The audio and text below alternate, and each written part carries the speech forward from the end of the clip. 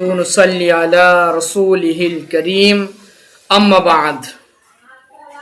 আপনাদের সামনে আজকে আমি হাজির হয়েছি মাসাইলে কুরবানির মসলা নিয়ে হাজির হয়েছি। আমরা সবাই জানি আমাদের কুরবানি খুব কাছে চলে এসেছে, তার জন্য আমাদের সবাইকে কুরবানির মসলা জানতে হবে। তো কুরবানি ওয়াজিব হওয়ার জন্য কি শর্ত আছে? বাহারের শরিয়াতের মধ্যে বাবুল উজিয়ার মধ্যে এসছে কুরবানি ওয়াজিব হওয়ার জন্য শর্ত হলো এটাই, মুসলমান হতে হবে। গায়ের মুসলিমের প্রতি কুরবানি করা ওয়াজিব নাই। দ্বিতীয় শর্ত কি?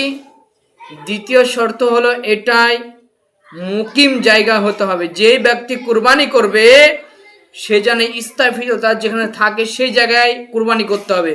কোনো ব্যক্তি যদি মুসাফির থাকে তার উপর কুরবানি করা ওয়াজিব নেই, যদি মালিকের নিসাব হয়ে থাকেও।